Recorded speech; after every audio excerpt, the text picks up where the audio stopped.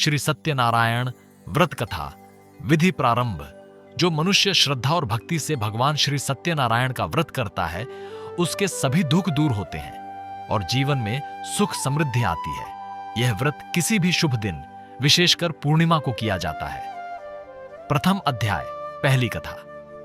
एक समय की बात है, नैमिषारण्य में आर्षि मुनि एकत्र होकर सूत जी से पूछते हैं कि कलियुग में मनुष्य कैसे अपने दुखों से मुक्त हो सकता है।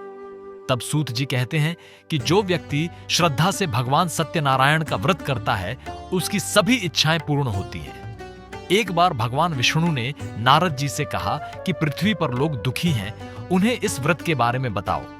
तब नारद जी ने पृथ्वी पर आकर लोगों को सत्यनारायण व्रत का महत्व बताया। द्वितीय अध्याय, दूसरी कथा। काशी में एक गरीब ब्राह्मण रहता था। वह अत्यंत निर्धन था और भिक्षा मांगकर जीवन यापन करता था। एक दिन भगवान विष्णु स्वयं वृद्ध ब्राह्मण का रूप धारण करके उसके पास आए और उसे सत्यनारायण व्रत करने की सलाह दी। ब्राह्मण ने श्रद्धा से व्रत किया और धीरे धीरे उसकी गरीबी दूर हो गई। वह सुखी और समृद्ध जीवन जीने लगा। तृतीय अध्याय, तीसरी कथा। एक बार एक व्यापारी था जिसका नाम साधु था। उसकी कोई संतान नहीं थी। उसने भगवान से संतान की इच्छा की। भगवान की कृपा से उसे एक पुत्री प्राप्त हुई। व्यापारी ने व्रत करने का संकल्प लिया, लेकिन वह उसे भूल गया। जब उसकी पुत्री बड़ी हुई और उसका विवाह हुआ, तब भी उसने व्रत नहीं किया। परिणाम स्वरूप उसे अनेक कष्टों का सामना करना पड़ा। बाद में जब उसे अपनी भूल का एहसास हुआ, तब उसने सत्यनारायण व्रत किया और उसके सभी दुख दूर हो गए। चतुर्थ अध्याय, चौथी कथा।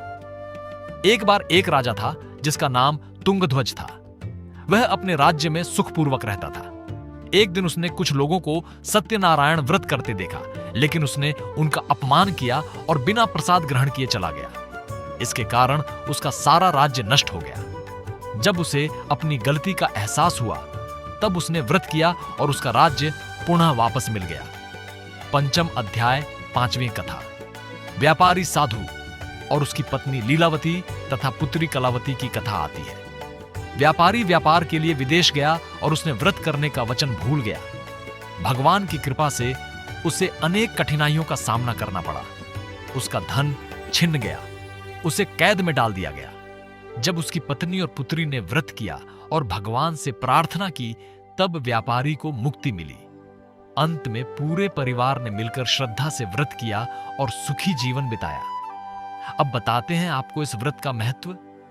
भगवान श्री सत्यनारायण का यह व्रत सिर्फ एक पूजा नहीं है, बल्कि जीवन को सुख, शांति और समृद्धि से भर देने वाला एक दिव्य मार्ग है। जो भी मनुष्य सच्चे मन, श्रद्धा और विश्वास के साथ यह व्रत करता है, उसके सभी दुख धीरे धीरे समाप्त होने लगते हैं। इस व्रत के प्रभाव से घर में खुशहाली आती है, रुके हुए कार्य पूरे होते हैं और मन को एक अलग ही शांति का अनुभव होता है।